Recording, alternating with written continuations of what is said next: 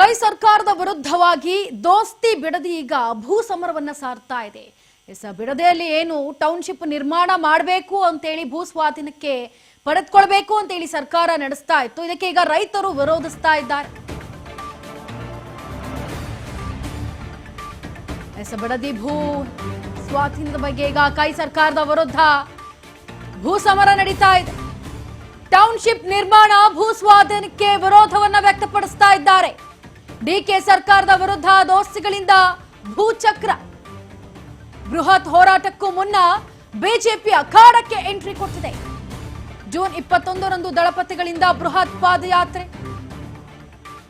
JDS ಪಾದಯಾತ್ರೆಗೂ ಮುನ್ನ ಬಿಡದಿಯಲ್ಲಿ BJP ಪಡೆ ಸಜ್ಜಾಗಿದೆ. ಬಿಡದಿ ರೈತರ ಹೋರಾಟ ಸ್ಥಳಕ್ಕೆ ಬಿಜೆಪಿ ನಿಯೋಗ ಭೇಟಿ ಕೊಟ್ಟಿದೆ.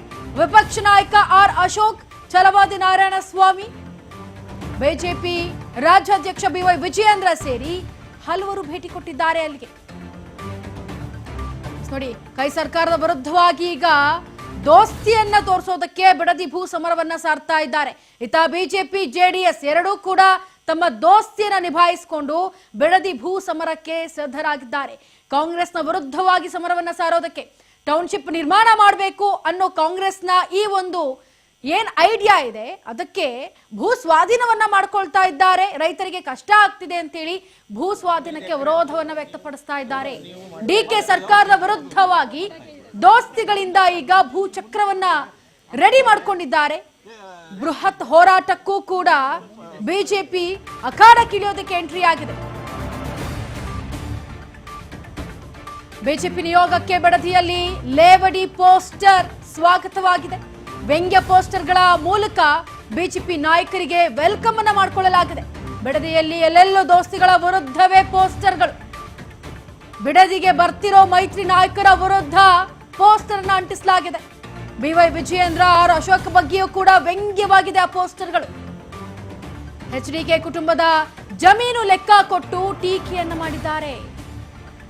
ಎಸ್, ಜೂನ್ 21ರಂದು ದಳಪತಿಗಳಿಂದ ಬೃಹತ್ ಪಾದಯಾತ್ರೆ ನಡೆಯುತ್ತೆ ಅಂತ ಹೇಳಿ ಏನೀಗ ಜೆಡಿಎಸ್ ಬಿಜೆಪಿ ಇಬ್ಬರೂ ಕೂಡ ಒಂದಾಗಿ ರೈತರಿಗೆ ಬೆನ್ನೆಲುಬಾಗಿ ನಿಂತಿದ್ದಾರೆ. ಇದಕ್ಕೆ ಸಂಬಂಧಪಟ್ಟಂತೆ ಬಿಜೆಪಿ ನಿಯೋಗ ಭೇಟಿ ಕೊಟ್ಟಿತ್ತು ರೈತರನ್ನ ಮಾತಾಡಿಸೋದಕ್ಕೆ. ಈ ಹಿಂದೆ ಕೂಡ ಜೆಡಿಎಸ್ ಕೂಡ ಭೇಟಿ ಕೊಟ್ಟಿತ್ತು ಅವ್ರನ್ನ ಮಾತನಾಡಿಸೋದಕ್ಕೆ.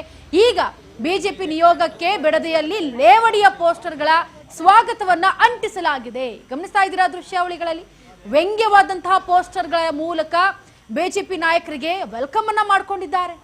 ಬಿಡದಿಯಲ್ಲಿ ಎಲ್ಲೆಲ್ಲೂ ಈ ಒಂದು ಜೆಡಿಎಸ್ ಬಿಜೆಪಿ ದೋಸ್ತಿಗಳ ವಿರುದ್ಧವಾಗಿಯೇ ಇದೆ ಪೋಸ್ಟರ್ಗಳು.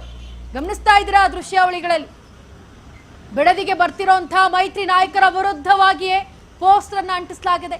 ಬಿವೈ ವಿಜಯೇಂದ್ರ, ಆರ್ ಅಶೋಕ್ ಬಗ್ಗೆಯೂ ಕೂಡ ವ್ಯಂಗ್ಯವಾಗಿ ಆಡಿದ್ದಾರೆ. ಇದಕ್ಕೆ ಎಚ್ಡಿಕೆ ಕುಟುಂಬದ ಜಮೀನು ಲೆಕ್ಕಾಚಾರವನ್ನ ಕೊಟ್ಟು ಟೀಕೆ ಮಾಡಿದ್ದಾರೆ. ಹಾಗಾಗಿ ಇತ್ತ ಎಚ್ಡಿಕೆ ಅವರು ಕೂಡ ಉತ್ತರವನ್ನ ಕೊಟ್ಟಿದ್ದಾರೆ, ಪ್ರತ್ಯುತ್ತರವನ್ನ ಕೊಟ್ಟಿದ್ದಾರೆ. ಈ ರೀತಿ ವ್ಯಂಗ್ಯವಾದಂತಹ ಪೋಸ್ಟರ್ಗಳನ್ನ ಬಹುಶಃ ಹಾಕೋದನ್ನ ಬಿಟ್ಟಿರ್ತಾರೆ. ಅಂದ್ರೆ ಯಾವುದೋ ಒಂದು ಅಶ್ಲೀಲವಾದಂತಹ ಫಿಲಮ್ ಅನ್ನ ತೆಗೆಯುವಂತವ್ರು ಈ ತರ ಪೋಸ್ಟರ್ಗಳನ್ನ ಹಾಕೋದಿಲ್ಲ ಅಂತ ಅನ್ಕೊಂಡಿದ್ದೆ. ಆದ್ರೂ ಕೂಡ ಪೋಸ್ಟರ್ನ ಅಂಟಿಸಿದವ್ರೆ ಅವರ ಕೆಟ್ಟ ಬುದ್ಧಿಯನ್ನ ಬಿಡೋದಿಲ್ಲ ಅಂತ ಕಾಂಗ್ರೆಸ್ನ ವಿರುದ್ಧವಾಗಿ ಕಿಡಿಕಾರಿದ್ದಾರೆ ಎಚ್ಡಿಕೆ. ಇತ್ತ ಬಿವೈ ವಿಜಯೇಂದ್ರ, ಆರ್ ಅಶೋಕ್ಗೂ ಕೂಡ ವ್ಯಂಗ್ಯವಾಡಿದ್ದಾರೆ. ವ್ಯಂಗ್ಯವಾದಂತಹ ಪೋಸ್ಟರ್ಗಳನ್ನ ಅಂಟಿಸುವ ಮುಖಾಂತರ ಅವರನ್ನ ವೆಲ್ಕಮ್ ಮಾಡ್ಕೊಂಡಿರೋದು ಬಿಡದಿ.